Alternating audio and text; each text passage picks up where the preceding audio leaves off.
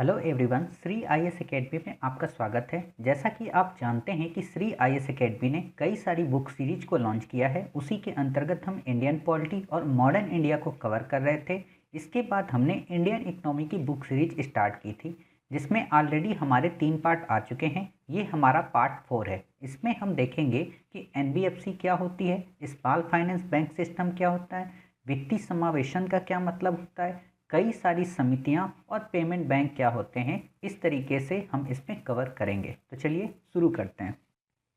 कई बार आप लोग देखते होंगे कि आपको हमेशा कहीं ना कहीं एनबीएफसी वर्ड देखने को मिलता है। तो आज हम इसके बारे में काफ़ी सारी डिटेल अध्ययन करेंगे कि आखिरकार एनबीएफसी होते क्या हैं, इनके प्रोविजंस क्या हैं और इसके तहत यूपीएससी में क्वेश्चन कैसे पूछा जा सकता है। तो सबसे पहले एनबीएफसी का फुल फॉर्म क्या होता है। एनबीएफसी का फुल फॉर्म होता है नॉन बैंकिंग फाइनेंशियल कंपनी, अर्थात गैर बैंकिंग वित्तीय कंपनियां। क्लियर, नाम से ही समझ में आ रहा है कि वो वित्तीय कंपनियां जो बैंक नहीं होती। अब आपको पता है कि बैंकों का काम क्या होता है कि ऋण लेना और लोगों को पैसा देना। कहने का मतलब कि लोगों को ऋण देते हैं और आपसे जमा की स्वीकार करते हैं। ठीक, लेकिन क्या एनबीएफसी आपसे जमा स्वीकार करती है? तो इस चीज़ के बारे में हम देखेंगे।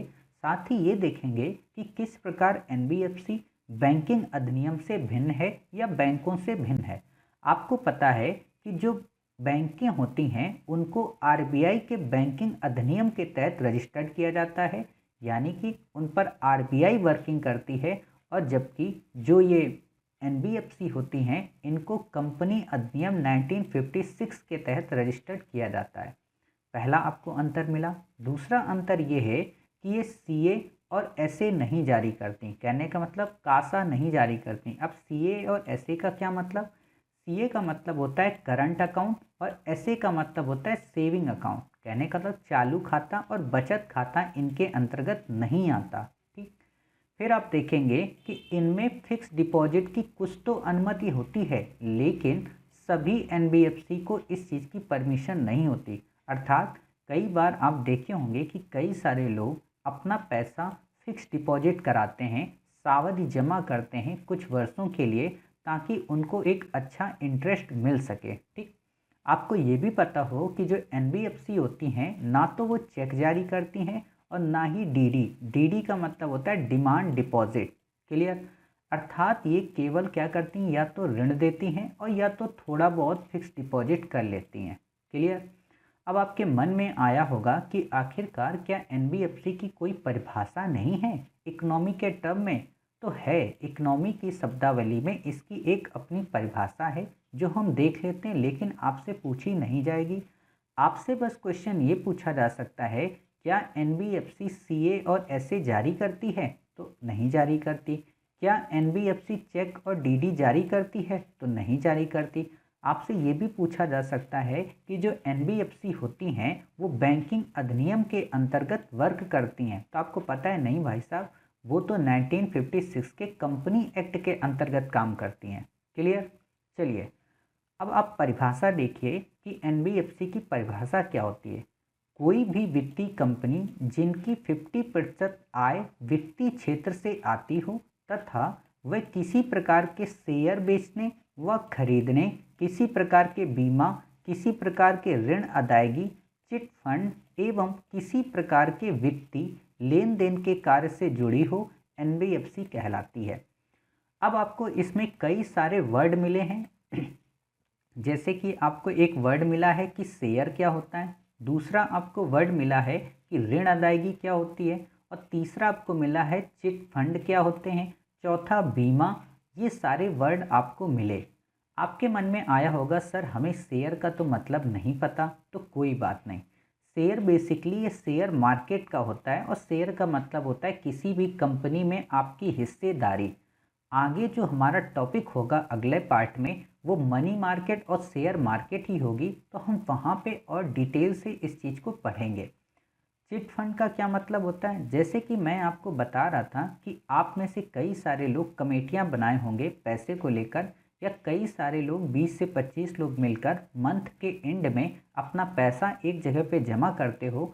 वो जब छोटे स्तर पर होता है तो उसको हम कभी हुंडी कहते हैं, कभी बीसी कहते हैं, कभी कमेटी कहते हैं, लेकिन जब बड़े स्तर पर होता है तो उसे चिट फंड कहते हैं। और आपने देखा होगा चिट फंड घोटाला भी भारत में हुआ था। क्लियर। फिर आप देखोगे कि आपको परिभाषा में कई सारे डिफ़िकल्ट वर्ड नज़र आ रहे होंगे, तो आपको इतना नहीं देखना है, बस ये समझिए कि ऐसी कोई भी वित्तीय कंपनी जो वित्त से रिलेटेड हो, जिसका 50% इनकम किसी वित्तीय क्षेत्र से आती हो और वह किसी प्रकार के शेयर या तो बेच रही हो या खरीद रही हो या किसी प्रकार के बीमा या किसी प्रकार की ऋण अदायगी आदि के वित्तीय लेन देन के कार्य से जुड़ी हो, एनबीएफसी कहलाती है।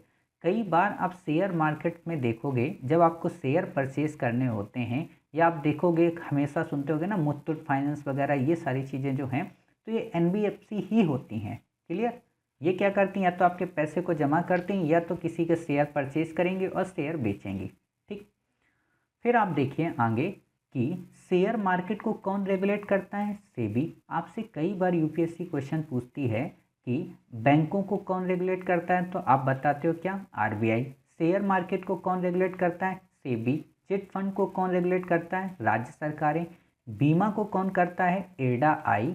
आवास ऋण को कौन करता है, नेशनल हाउसिंग बैंकिंग। और अन्य जो एनबीएफसी होती हैं उनको कौन करता है, आरबीआई। अन्य का मतलब इन एनबीएफसी को छोड़कर जो बाकी एनबीएफसी होती हैं उनको आरबीआई रेगुलेट करती है। क्लियर। फिर आप देखोगे कि एनबीएफसी की जो कार्य प्रणाली है उसको बेहतर बनाने के लिए एक कमेटी का गठन किया गया था। उसका क्या नाम था, ऊषा थोराट समिति। आपने पिछले भी बैंकों से रिलेटेड सुधार से कई सारी कमेटियां पढ़ी, जैसे आपने नरसिम्हन समिति पढ़ी, आपने दामोदरन समिति पढ़ी, तो वही चीज़ इसमें भी है। ठीक। फिर आप देखोगे वित्तीय समावेशन, कई बार यूपीएससी ने इस पे क्वेश्चन पूछा है वित्तीय समावेशन को लेके। हालांकि तब जरूर पूछा था जब प्रधानमंत्री जनधन योजना आई थी और उसमें पूछा था कि प्रधानमंत्री जनधन योजना किस प्रकार वित्तीय समावेशन को बढ़ावा देने में सहायक हो सकती है। तो सबसे पहली बात है कि वित्तीय समावेशन जैसे कीवर्ड का मतलब क्या होता है। जब भी हम वित्तीय समावेशन की बात करते हैं तो हमारे पास चार चीज़ें आती हैं। कौन सी, एक तो आता है ऋण, एक आता है जमा, दूसरा आता है निवेश और चौथी बात आती है बीमा। कहने का मतलब आपको वहाँ से उधार मिला, आपने वहाँ पे अपना पैसा जमा किया, आपने कई वर्षों के लिए वहाँ निवेश कर दिया और आप जब इतना सब करते हो तो उस खतरे से बचने के लिए आपको एक सिक्योरिटी चाहिए, तो वो आपका होता है बीमा। क्लियर। तो जहाँ पर ये चार एलिमेंट आपको दिख जाएं, चाहे ऋण हो, चाहे जमा हो, चाहे निवेश हो या फिर बीमा, ये चारों एलिमेंट मिलकर क्या बनाते हैं, वित्तीय समावेशन।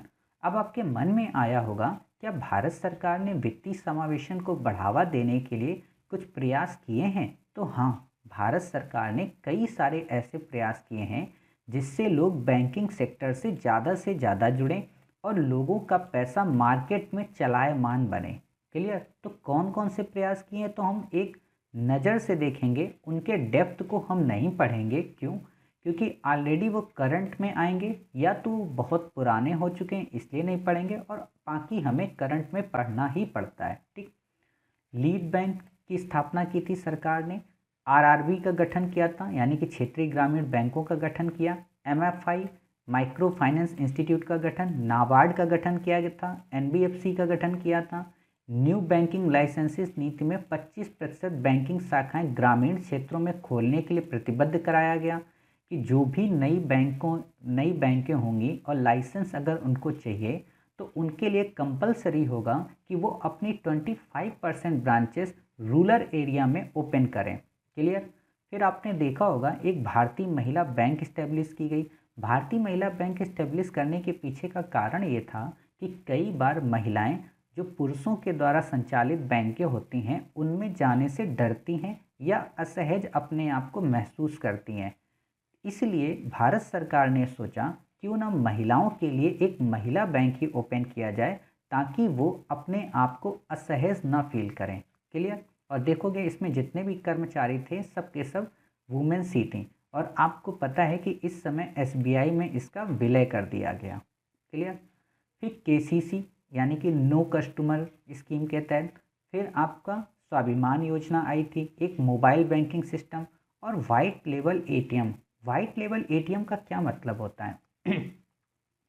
वाइट लेवल एटीएम पे यूपीएससी ने क्वेश्चन भी पूछा। वाइट लेवल एटीएम बेसिकली उन कंपनीज के एटीएम होते हैं जो बैंकिंग काम नहीं करती या उनकी कोई ब्रांचेस नहीं होती, लेकिन वो एटीएम की सर्विस ज़रूर प्रोवाइड करती हैं। जैसे आप पंजाब नेशनल बैंक नाम तो सुनते होंगे, एसबीआई का आप नाम सुनते होंगे, लेकिन कई बार आपको ऐसे एटीएम्स मिल जाते होंगे जिनका आप बैंकों में नाम नहीं सुनते होंगे। क्लियर? तो उनको वाइट लेबल एटीएम कहा जाता है, जो बैंकिंग प्रणाली मूल रूप से नहीं करते, लेकिन वो क्या करते हैं, एटीएम की सर्विस प्रोवाइड करते हैं। फिर आपको पता है कि मोदी जी ने 2014 में प्रधानमंत्री जनधन योजना की स्थापना की थी। इसके तहत कई सारे लोगों को जीरो अकाउंट के अंतर्गत खाते खोले गए, और आपको पता हो कि सबसे ज़्यादा अकाउंट उसी समय खोले गए थे, जिससे लोगों के अंदर वित्तीय समावेशन को बढ़ावा मिला। और कई बार इस स्कीम ने तो आज आप देखोगे, चाहे उज्ज्वला स्कीम हो या कोई भी, हम जब डायरेक्ट ट्रांसफ़र करते हैं तो उसके लिए काफ़ी ये उपयोगी सिद्ध हुई। क्लियर? फिर आप देखोगे वित्तीय समावेशन को बढ़ावा देने के लिए कई सारी समितियां बनाई गई थी, जैसे रंगराजन समिति, नचिकेत मोर समिति। आपसे बस इनका नाम याद पूछेगा, आपसे ये नहीं पूछेगा कि आप रंगराजन समिति ने जो सिफारिशें बताई हैं उनका आप हमें डिटेल में बताइए, या नचिकेत मोर समिति ने जो बातें बताई हैं उनका आप डिटेल में बताइए। पहले ऐसे क्वेश्चन आते थे, यहाँ तक कि जो इकोनॉमी के ऑप्शनल टॉपिक है उसमें पूछे जा सकते हैं, लेकिन जीएस के लेवल पे आपसे ऐसा क्वेश्चन पूछने की उम्मीद बहुत ही कम है, और अगर पूछा जाएगा तो वो करंट से रिलेट होगा। क्लियर? जो कि आप एडिटोरियल में ऑलरेडी करते ही हो। ठीक, तो इस तरीके से हमने एनबीएफसी और वित्तीय समावेशन के टॉपिक को कवर किया। अब हमारा नया टॉपिक है स्मॉल फाइनेंस बैंक। कई बार यूपीएससी ने स्मॉल फाइनेंस बैंक पे क्वेश्चन पूछा है। तो नाम से आपको समझ में आ रहा है कि स्मॉल फाइनेंस बैंक क्या होंगी, कि छोटी होंगी। जो बैंकें होती हैं मूलतः, बस इनका आकार उनमें से छोटा होगा। आकार का मतलब क्या होता है, पैसा। जैसे कि उन बैंकों के लिए 500 करोड़ रुपए की ज़रूरत होती थी, तो ये 100 करोड़ में ही काम चला सकती हैं। क्लियर? तो हम देखेंगे कि इस पे क्वेश्चन कैसे पूछे जाते हैं।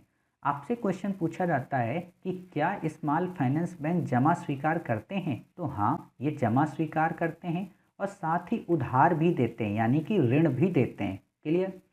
फिर आपसे क्वेश्चन पूछेगा, क्या सेवा संचालन के क्षेत्र पर इन पर कोई प्रतिबंध लगाया जाता है? तो बिल्कुल भी नहीं, इन पर कोई प्रतिबंध नहीं है। अब आपके मन में आया होगा कि इस लाइन का साफ मतलब नहीं समझ में आया। आपको पता हो, मैंने अभी आपको बताया कि जब भी किसी व्यक्ति को नई बैंक ओपन करनी होती है तो उसके लिए कंपलसरी होता है कि वो अपनी 20% जो ब्रांचेस हैं वो कहाँ ओपन करेगा, रूरल एरिया में। लेकिन जो स्मॉल फाइनेंस बैंक हैं उनके लिए कंपलसरी नहीं होता है। क्लियर? तो अर्थात वो अपनी सेवाएं कहीं पर भी दे सकते हैं। ठीक, फिर आप देखोगे इनके लिए 100 करोड़ रुपए की न्यूनतम पूंजी की आवश्यकता होती है। आपने जब कल वाणिज्यिक बैंकों को पढ़ा था तो वहाँ पे आपने देखा था 500 करोड़ रुपए की न्यूनतम पूंजी की आवश्यकता होनी चाहिए। फिर आप देखोगे कि एफडीआई इनमें भी बड़े बैंकों के समान ही होता है। अब आपके मन में आया होगा कि साहब एफडीआई का क्या मतलब है? तो ये फॉरेन डायरेक्ट इन्वेस्टमेंट है। अगर साधारण शब्दों में हम ये कहें कि मान लीजिए कोई विदेशी व्यक्ति आपका दोस्त बन गया है और आप इंडिया में एक बैंक ओपन करना चाहते हो, तो आप अपने उस दोस्त से भी पैसा मांग सकते हो। क्लियर? इसके कई सारे रूल्स एंड रेगुलेशन हैं, वो हम आगे पढ़ेंगे। साथ ही हम ये भी देखेंगे कि एफडीआई और एफपीआई में क्या अंतर है। क्लियर? तो वो हम आगे पढ़ेंगे। फिर है बैंकिंग क्षेत्र में 10 वर्ष का अनुभव हो, उन्हें ही स्मॉल फाइनेंस बैंक ओपन करनी दी जाती है। और भारतीय व्यक्तियों को ही परमिशन है, कहने का मतलब कोई विदेशी व्यक्ति स्मॉल फाइनेंस बैंक नहीं ओपन कर सकता। साथ ही 75% जो ये लोन देंगी वो अपने प्राइमरी सेक्टर लेंडिंग में देंगी। अब आपको पता है कि आरबीआई ने लगभग 7 सेक्टर प्राइमरी डिक्लेयर किए हैं, जो ऑलरेडी आपने पढ़ लिए थे। एग्रीकल्चर आपने पढ़ा था, एजुकेशन पढ़ा था, नेशनल हाउस पढ़ा था, एक्सपोर्ट के लिए पढ़ा था, सार्वजनिक सेवाओं के लिए आपने पढ़ा था, एमएसएमई के लिए आपने पढ़ा था ना आपने 7 सेक्टर। तो उन्हीं से रिलेटेड ये है। तो उन प्राइमरी सेक्टर में 75% लोन वहाँ जाएगा और 25% लोन आप कहीं पे भी दो। और एक मज़े की बात ये है कि ये बड़े लोन नहीं दे सकते। क्यों? क्योंकि ऑलरेडी इनकी जो संपत्ति है वो तो सिर्फ 100 करोड़ रुपए ही है ना। और 100 करोड़ रुपए में अगर ये बड़े लोन दे देंगे, मान लो किसी को 50 करोड़ दे दिया, तो अपने फंक्शन कैसे करेंगे? क्लियर? फिर आप देखोगे कि एमएफआई की तरह ही, क्या लिखा है, हाँ, एमएफआई की तरह ही, लेकिन एमएफआई में जमा नहीं। अर्थात जो स्मॉल फाइनेंस बैंक होते हैं वो बिल्कुल माइक्रो फाइनेंस इंस्टीट्यूट की तरह ही होते हैं। सिर्फ एक अंतर है कि जो माइक्रो फाइनेंस इंस्टीट्यूट होते हैं ना, वो आपकी जमा नहीं स्वीकार करते। वो आपको पैसा उधार तो देंगे बट जमा नहीं स्वीकार करेंगे। ये अंतर है स्मॉल फाइनेंस बैंक और माइक्रो फाइनेंस इंस्टीट्यूट के मध्य। क्लियर? और आपको पता हो कि अगर इनकी कार्यप्रणाली अच्छी रहती है तो इनको बड़े बैंक में भी बदला जा सकता है। अर्थात अगर ये प्रॉफिट कमाने लगते हैं और अगर इनको लगता है कि हम 500 करोड़ तक की संपत्ति कर सकते हैं अर्जित, तो अपने आप को ये बड़े बैंक में चेंज कर लेते हैं। ठीक, चलिए अगला टॉपिक है हमारा पेमेंट बैंक। काफ़ी बार आप सुनते होंगे, आजकल तो खासतौर पे सबसे ज़्यादा, कि जब से मोबाइल क्रांति आई है इसमें आपने देखा होगा कि आपको कई सारी पेमेंट बैंक मिल जाती हैं। ठीक, तो इम्पोर्टेंट क्वेश्चन ये बनता है कि पेमेंट बैंक की जो फंक्शनिंग है वो क्या है और उस पर क्वेश्चन कैसे पूछा जा सकता है। तो आपको पता हो कि जो पेमेंट बैंक होते हैं ना, वो केवल आपसे जमा ही स्वीकार करते हैं। क्लियर? यानी कि आपको वो ऋण नहीं देते, ना ही वो आपको क्रेडिट कार्ड जारी करते हैं। क्लियर? और केवल 1 लाख रुपए तक का व्यक्ति ही अपने आप को इसमें जमा कर सकता है। ठीक, कहने का मतलब आप 1 लाख रुपए से ज़्यादा इसमें पैसे नहीं जमा कर सकते हो पेमेंट बैंक में। फिर है एटीएम और डेबिट कार्ड का भुगतान होता है, जैसा कि आपको पता ही है। फिर आप देखोगे ये ऋण नहीं दे सकते, मैंने ऑलरेडी आपको बता दिया। और इनकी जो न्यूनतम पूंजी होती है वो 100 करोड़ रुपये होती है। और मज़े की बात यह है कि अपने इस 100 करोड़ रुपये में क्या करते हैं कि 75% जो पैसा है गवर्नमेंट सिक्योरिटीज़ में इन्वेस्ट करते हैं और अन्य जो 25% पैसा है वो वाणिज्यिक बैंकों में जमा करते हैं। जैसे आप लोगों के मन में कभी कभी प्रश्न आता होगा कि आखिरकार फ़ोन पे को कहाँ से प्रॉफिट मिलता होगा। तो बेसिकली फ़ोन पे क्या करता है, आपके पैसे से सरकारी प्रतिभूतियाँ परचेज करता है और आपके जो बाकी बचे पैसे हैं उनको वाणिज्यिक बैंकों में जमा करता है। आपको पता है कि इस समय फ़ोन पे को सर्विस कौन दे रही है? आईसीआईसीआई। तो आईसीआईसीआई के पास ये अपना 25% पैसा जमा करता है। ठीक, और पहले कौन देती थी? Yes bank. ठीक है, वो तो डूब गई, इसीलिए फ़ोन पे की सर्विस कुछ समय के लिए बाधित हुई थी। चलिए अगला है हमारा लास्ट टॉपिक, एमएफआई। एमएफआई का क्या मतलब? एमएफआई का मतलब है माइक्रो फाइनेंस इंस्टीट्यूशन, अर्थात ऐसी संस्थाएं जो प्राथमिक क्षेत्र में ऋण की आपूर्ति करती हैं। साथ ही ये मुख्यतः ग्रामीण क्षेत्र से जुड़ी होती हैं। सूक्ष्म वित्त संस्थाएं कहलाती हैं। मतलब वो संस्थाएं जो प्राइमरी सेक्टर फिर से याद करो, हमने 7 सेक्टर पढ़े थे ना जो आरबीआई ने बताए थे। तो आपको ऐसे याद रखना, देखिए बार बार चीज़ें जब आप रिपीट करोगे ना तो आपको 7 के 7 सेक्टर याद हो जाएंगे। ठीक, तो आप याद करिए, एग्रीकल्चर, एजुकेशन, सूक्ष्म वित्त, एमएसएमई, फिर आपका क्या है बताइए, आवास, एक्सपोर्ट, ठीक है, प्राथमिक सेवाएं, ये सारी चीज़ें आपके साथ मिल जाएंगे। फिर आप देखोगे कि प्राथमिक क्षेत्र में ऋण की आपूर्ति करती हैं, साथ ही ग्रामीण क्षेत्र से जुड़ी होती हैं। आपने देखा होगा कई बार किसानों को लोन यही प्राथमिक संस्थाएं ही देती हैं, सूक्ष्म वित्त संस्थाएं ही देती हैं। ठीक, अर्थात ये किसी प्रकार की जमा को एक्सेप्ट नहीं करती हैं, ये केवल और केवल ऋण देती हैं। मतलब कि ये ग्रामीण क्षेत्र की एनबीएफसी हैं। आपको ही पता है एनबीएफसी का क्या काम होता है, वो आपसे जमा तो नहीं स्वीकार करता लेकिन आपको ऋण देता है। तो ये माना जाता है कि जैसे एनबीएफसी शहरी क्षेत्रों के लिए होती हैं या बड़े मेट्रोपॉलिटन सिटी के लिए होती हैं, वहीं जो एमएफआई हैं वो ग्रामीण क्षेत्रों के लिए होती हैं और अर्थात वो ग्रामीण क्षेत्रों की एनबीएफसी कहलाती हैं। उम्मीद है आपको ये सारे टॉपिक क्लियर हो गए होंगे, इनका कॉन्सेप्ट, चाहे एनबीएफसी हो या फिर एमएफआई हो या फिर पेमेंट बैंक हो या फिर स्मॉल फाइनेंस बैंक हो। आपके वो सारे कॉन्सेप्ट जो यूपीएससी के प्रीलिम के दृष्टि से इम्पॉर्टेंट हैं वो मैंने कवर करा दिए। काफ़ी बार इसमें काफ़ी डेप्थ में लोग आपकी क्लास लेते हैं, लेकिन डेप्थ में पढ़ने से कोई फ़ायदा नहीं। देखिए, आप कम से कम पढ़िए, वैसा पढ़िए जो यूपीएससी में क्वेश्चन आए। फालतू के फैक्ट रट लेने से या फालतू की 1 घंटे 2 घंटे की क्लास ले लेने से कोई फ़ायदा नहीं। ठीक, आपको इससे ज़्यादा पेमेंट बैंक्स पे क्वेश्चन नहीं बन सकता किसी भी लाइन पे। आप ऑलरेडी बैक ईयर के क्वेश्चन को देखिएगा। तो फिर मिलते हैं अपने नए पार्ट में, देखेंगे वहाँ पे मनी मार्केट क्या होती है और शेयर मार्केट क्या होती है। तब तक अपना ख्याल रखिए और स्वस्थ रहिए।